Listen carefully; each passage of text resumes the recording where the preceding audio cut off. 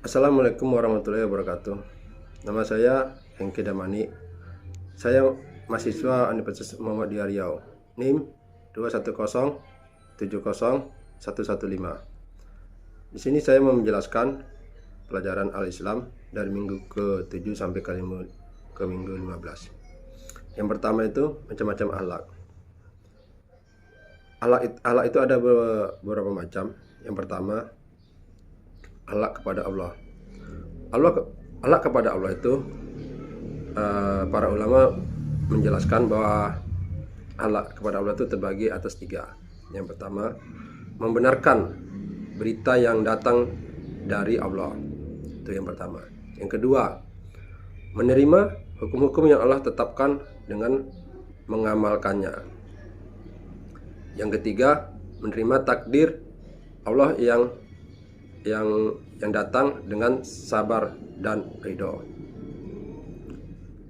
Akhlak yang kedua itu adalah akhlak kepada Rasulullah.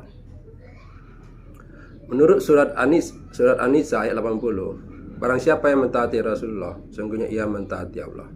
Maka di sini kita bisa menjelaskan bahwa kita juga harus mentaati Rasulullah, yang mana kita sebelumnya mentaati Allah.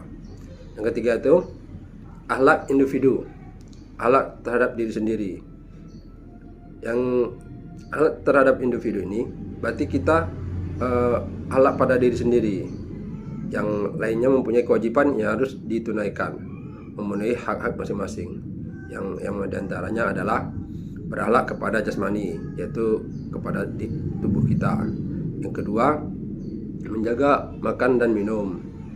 Yang ketiga, menjaga kesehatan. Yang keempat, berbusana yang islami dengan menutup aurat. Kemudian ada yang namanya berakhlak terhadap jiwa. Nah, di mana terhadap jiwa ini ada beberapa macam. Yang pertama itu mendidik jiwa untuk bersyukur, bersabar dan istighfar. Nah, itu kita harus bersyukur dan istighfar atas apa yang diberikan Allah kepada kita. Yang mana semua itu sudah ditentukan oleh Allah kepada kita. Yang kedua, Allah mengujinya dengan berbagai ujian. Sebagai hamba saat ini adalah harus bersabar. Semakin tingginya iman seorang, maka ujian dari Allah itu semakin besar juga. Yang ketiga, melakukan dosa, segeralah memohon ampun kepada Allah dan meminta taubat nasuha. Kemudian bertaubat dan menjauhkan diri dari dosa besar. Kita sebagai makhluk dari Allah, hendaknya kita bertobat dan menjauhkan diri dari dosa-dosa yang besar. Kemudian mendidik jiwa untuk bermuraqabah, yang mana mempunyai rasa kesadaran seorang muslim bahwa dia selalu diawasi oleh Allah. Dan yang keempat, mendidik jiwa yang murhusabah. Ya, mursabah itu menyempatkan diri pada suatu waktu untuk menghitung amalnya. Sebaiknya kita banyak-banyak beramal. Yang kelima, mendidik jiwa untuk mujahadah. Mujahadah ini berjuang membela agama kita, bersungguh-sungguh berperang melawan hawa nafsu. Setiap warga muslim biasanya seperti ini, dia berpuasa untuk melawan hawa nafsu. Berakhlak terhadap akal. Di sini kita bisa menjelaskan bahwa untuk memenuhi akal, kita harus menuntut ilmu. Belajarlah ilmu agama sebaik-baiknya. Yang kedua, memiliki spesialis ilmu yang dikuasain. Contohnya tahfiz, dia ustazah atau ustadz yang mempunyai ilmu kemampuan untuk berdakwah. Kemudian mengajarkan ilmu kepada orang lain, yaitu seperti guru dan dosen. Yang keempat, mengamalkan ilmu dan kehidupan. Yang keempat itu ada akhlak sosial, yang namanya akhlak kemasyarakatan. Di sini kita berhubungan langsung dengan masyarakat. Baik, ya, yang pertama itu ya berbuat baik pada tetangga, bersabar menghadapi gangguan dari tetangga, menjaga dan memelihara hak tetangga, tidak mengganggu tetangga. Kelima, akhlak terhadap lingkungan. Nah, ini lingkungan berarti adalah kita bisa menjaga lingkungan kita sehari-hari dengan menanam pohon dan penghijauan. Apabila ada yang bisa kita tanam, apalagi untuk menanam buah-buahan atau cairan yang bisa kita gunakan sehari-hari. Yang kedua, menghidupi lahan mati. Apabila ada lahan kosong, mohon kiranya agar ditanami dengan buah-buahan atau bunga-bungaan atau yang lain. Yang ketiga, tidak mencemari air, yaitu tidak membuang limbah atau air sembarangan. Yang keempat, menjaga keseimbangan alam. Yang keenam, itu ada akhlak yang berbangsa dan negara. Kita mempunyai akhlak itu ada beberapa macam, yaitu yang pertama, akhlak sebagai para pejabat. Kalau kita sekarang ini pejabat, hendaknya kita berakhlak seorang pejabat. Apabila kita kedua, apabila kita berakhlak warga negara, maka hendaknya kita berakhlak sebagai warga negara, yaitu harus taat pada pemimpin, mengoreksi dan mengawasi perjalanan negara, membela negara. Maka oleh sebab itu, ya contohnya seperti kita, ya setiap warga negara juga mempunyai hak-hak macam-macam. Contohnya saat pemilu, kita mempunyai hak untuk memilih. Kemudian akhlak dalam keluarga. Nah, ini sangat penting dalam keluarga, karena orang-orang terdekat dalam kehidupan kita sehari-hari adalah keluarga, yang mana bisa kita tinjau secara perspektif psikologis dan psikologis, bahwa keluarga itu sekumpulan orang yang hidup bersama dalam tempat tinggal yang bersama, dan masing-masing anggota yang merasakan adanya pertautan sehingga terjadi saling mempengaruhi, saling memperhatikan, dan saling menyerahkan diri. Kalau menurut sosiologis, keluarga itu adalah satu persekutuan hidup yang dijalin oleh kasih sayang antara pasangan dua jenis manusia yang dilakukan dengan pernikahan. Yang kedua itu ada akhlak suami istri. Akhlak suami istri, di sini kita bisa jelaskan ada beberapa macam hak-hak sebagai suami. Yaitu suami membutuhkan pasokan dari seorang istri. Dan juga di sini juga bisa kita jelaskan bahwa istri juga mempunyai hak. Kemudian akhlak seorang suami. Seorang suami ini sebagai kepala rumah tangga yang harus menafkahi keluarganya. Dalam waktu dekat ini sering terjadi KDRT, yaitu kekerasan dalam rumah tangga, sering dilakukan oleh suami. Hal itu tidak boleh terjadi, karena agama kita melarang kekerasan dalam rumah tangga, apalagi sampai melukai istri dan anaknya. Yang keempat, akhlak seorang istri. Akhlak seorang istri, di sini kita bisa menjelaskan bahwa istri adalah berbakti kepada suami.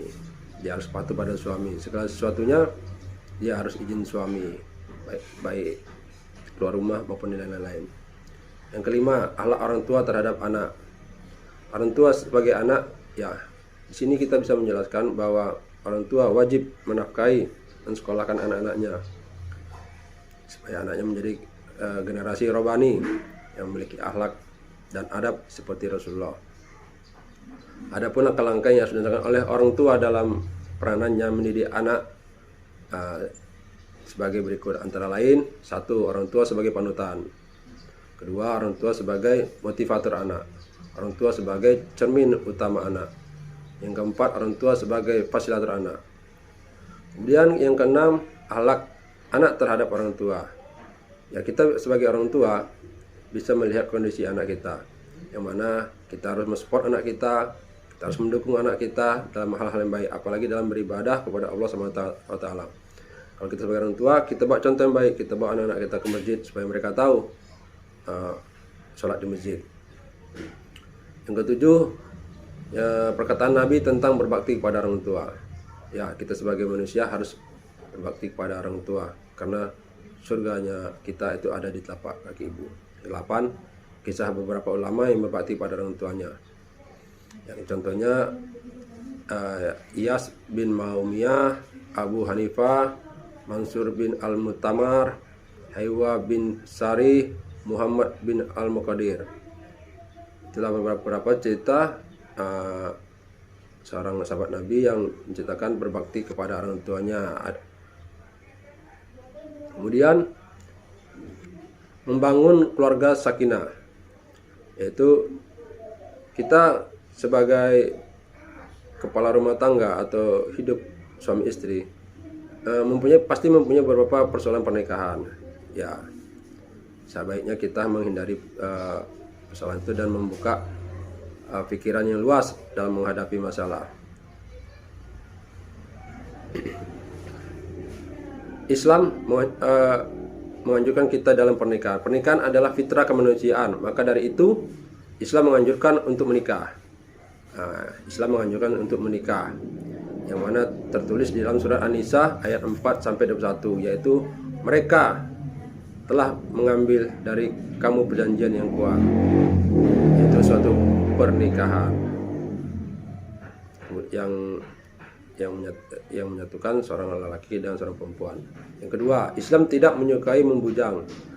Nah, di sini Islam menyarankan kita agar menikah, jangan lama membujang. Yang ketiga, tujuan pernikahan dalam Islam yaitu membangun generasi yang pandai agama, sehingga membawa kita ke jalan yang benar. Anak-anak kita harus kita isi dengan ilmu-ilmu agama. Yang keempat, tata cara pernikahan dalam Islam yaitu ada akad nikah, ada laki-laki, ada wanita, dan ada saksi. Syarat pernikahan dalam Islam ada pada situ. Kemudian bila belum dikaruniai anak. Kemudian yang ketujuh, hak istri harus dipenuhi oleh suami. Ya, seorang suami harus memenuhi istrinya. Yang kedelapan, mengajarkan ilmu agama, yaitu kita sebagai suami mengajarkan ilmu agama kepada istri dan anak kita. Hak suami, 9 hak suami yang harus dipenuhi istri, ketaatan istri dalam suaminya. Di sini kita bisa jelaskan bahwa si istri harus memenuhi wajibannya itu suami. Yang ke-10, istri wajib berbuat baik kepada suaminya. Yang ke-11, nasihat untuk suami istri. Yang ke-12, nasihat untuk suami istri. Di sini kita bisa menjelaskan banyak nasihat-nasihat kepada suami istri supaya membentuk keluarga yang sakinah mawaddah dan warahmah. Nah, kepada para suami agar tidak melaksanakan atau melakukan KDRT, kekerasan yang dalam rumah tangga. Kemudian di sini kita bisa jelaskan akhlak sosial, pandangan Islam terhadap kehidupan dunia. Kita sebagai makhluk sosial, kita saling membutuhkan sesama lainnya. Ya, berarti kita hidup bersosial di masyarakat, bisa menjalin dengan tetangga dan warga setempat. Untuk mempunyai hidup yang bermasyarakat yaitu faktor alam atau kodrat Tuhan, faktor saling memenuhi kebutuhan, faktor saling ketergantungan. Masyarakat dan Islam. Masyarakat dan Islam bisa kita jelaskan yaitu masyarakat yang mencintai perintah Allah dan menjauhi larangan Allah. Di sini bisa kita jelaskan bahwa kita sebagai umat Islam hidup harus bertoleransi, baik dalam sesama agama Islam maupun dengan agama-agama lainnya. Yang kemudian bisa kita jelaskan muamalah. Muamalah ini adalah hubungan antara manusia dengan manusia, di mana kita sama manusia harus berbuat baik, saling mengingatkan, saling menjaga, tidak berbuat yang menyakitkan hati orang lain, apalagi berbuat kekejaman. Oleh sebab itu, akhlak dalam bermuamalah itu ada 3, yaitu menahan diri dan tidak mengganggu sesama, mengarahkan kebaikan bagi sesama, menampakkan wajah yang ceria. Ya, kita harus sama manusia itu harus ceria, harus berbuat baik. Islam dalam kehidupan bekerja. Di surat As-Sam ayat 7 sampai 8. Jiwa yang isinya jiwa serta penyempurnaan ciptaannya, maka Allah mengilhamkan kepada jiwa itu jalan kepastian dan ketakwaan. Nah, di sini kita bisa jelaskan bahwa kita harus takwa kepada Allah. Ya, baik dalam hubungan berumah tangga maupun dalam hubungan kerja. Yang kedua, rahmat Allah yang rajin bekerja. Allah itu memberikan rahmat bagi orang yang rajin bekerja, apalagi seorang suami yang bekerja demi anak dan istrinya. Yang ketiga itu ya, kita dalam bekerja itu harus mempunyai alat juga dari perbuatan-perbuatan yang tidak disukai oleh Allah. tidak disukai oleh Allah. Contohnya seperti kita korupsi, yang ini bukan hak kita, jangan kita ambil. Yang keempat, profesionalisme dalam bekerja. Ya, kita dalam bekerja itu harus meningkatkan profesionalisme sehingga kehidupan kita dalam bekerja lebih meningkat, lebih baik. Kemudian Islam dalam persoalan hidup dan bekerja ini, apabila seorang suami meninggal dalam saat bekerja dan dia bekerja demi anak dan istrinya, maka Allah mengatakan bahwa itu adalah mati syahid. Demikian yang bisa saya sampaikan. Wabillahi taufiq wal hidayah. Wassalamualaikum warahmatullahi wabarakatuh.